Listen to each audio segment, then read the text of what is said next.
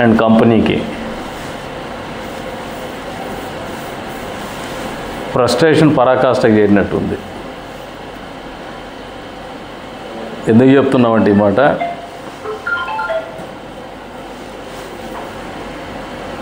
Recall manifesto of Chandrababu అనేది ఏదో slogan పెట్టుకొని క్యూఆర్ కోడ్ పెట్టుకొని స్కాన్ చేస్తాడు. నిజంగా జగన్మోహన్ రెడ్డి మాట తిప్పను, మడమ తిప్పను, అబద్ధాలు చెప్పను అని మాట్లాడతాడే, మామూలుగా నాకు తెలిసి ప్రపంచ చరిత్రలో కన్నార్పకుండా అబద్ధం చెప్పగలిగినటువంటి శక్తి సామర్థ్యాలు జగన్మోహన్ రెడ్డి కంటే మిన్నగా ఎవరికి లేవు. అది వాస్తవం. కానీ ఆయన ఎంతకైనా చాలా నిజాయితీ పడని పెండ్లాంతో కూడా చెప్పిస్తుంటాడు. వంటలో ఉప్పు ఎక్కువైతే ఎక్కువ అంటాడు, వంట బాగాలేకపోతే బాగలేదంటాడు, అంత నిజాయితీ చూడండి. అది వాళ్ళిద్దరు మొగుడు పెండ్లాల పంచాయతీ, వాళ్ళ ఇంట్లో పంచాయతీ. ప్రజాబాహుల్యానికి సంబంధం ఉండదు. అది రాజకీయం వేరు, అన్నం తినేది వేరు. ఎన్ని కథలు బాగానే, స్వీట్ నథింగ్స్ బాగానే ఉన్నాయి అధికారం ఉన్నప్పుడు. అధికారం పోయినాక, అధికారం ఉన్నప్పుడు పరదాలు ఉన్నాయి, పోలీసులు ఉన్నారు, అక్రమ కేసులు ఉన్నాయి, దౌర్జన్యాలు ఉన్నాయి, అక్రమ వ్యాపారాలు ఉన్నాయి, అక్రమ మైనింగ్లు ఉన్నాయి, బాక్సైటు దోపిడీ జరిగింది, మద్యం వ్యాపారం ఉండింది, మట్టి వ్యాపారం ఉండింది, ఇసుక వ్యాపారం ఉండింది. ఇవన్నీ ఉన్నాయి జగన్మోహన్ రెడ్డికి. లేనిది ఏంటంటే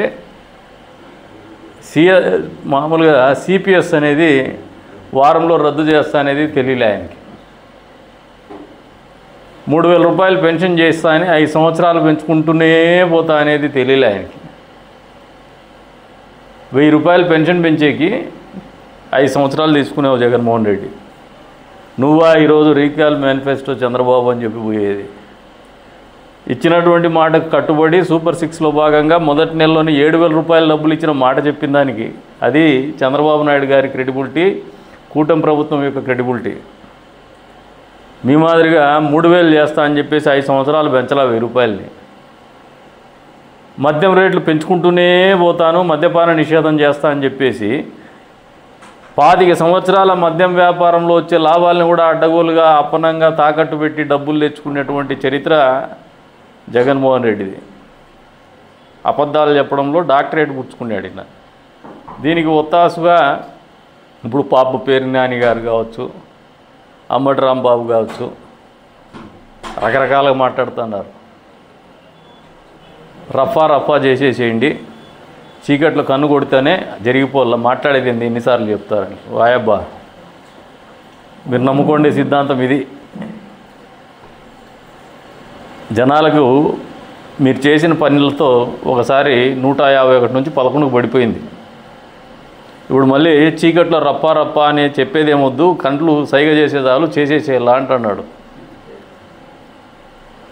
ఇంక ఏం చెప్పాలనో మరి ప్రజలు ఏం ఆలోచన చేస్తున్నారో. నీ కాళ్ళకు కడియాలు పెడతాను, నడుముకు వడ్డానం పెడతాను, ముక్కు పుల్ల పెడతాను, నీకు అమ్మ తల్లికి వందనం పెడతాము, మళ్ళా అన్నదాత సుఖీభావ ఇస్తాము, ఇల్లు కట్టిస్తాము, రోడ్లు వేయించినాము, గ్రామీణ ప్రాంతంలో రోడ్లు వేయించినాము, రోడ్లు మరమ్మతులు చేయించినాము, తాగునీళ్ళ అవసరాల జలజీవన్ మిషన్ కింద తీరుస్తున్నాము, హైవేలు తీసుకొచ్చినాము, అమరావతిని తెచ్చినాము, పోలవరం కడతాన్నాము, ఇన్ని విశాఖ స్టీల్ని ప్రైవేటైజేషన్ కాకుండా ఆపినాము.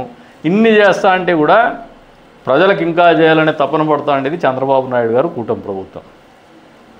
నువ్వు చూస్తే 11 సీట్లు వచ్చినా కూడా సంవత్సర కాలం అయిపోయినా కూడా రఫా అని రోడ్లు ఎంబడతావు. ఒకసారి ఏమో తలకాయలు దొక్కుతావు, రెండోసారి మామిడికాయలు దొక్కుతావు. తొక్కేది తప్పితే వేరే పని లేదు జగన్మోహన్ రెడ్డికి. All the time you believe in destruction. Negative approach, negative personality అనే దానికే మేము మీకు వినాశనము, కూల్చివేతతో మొదలుపెట్టిన ప్రజావేదిక.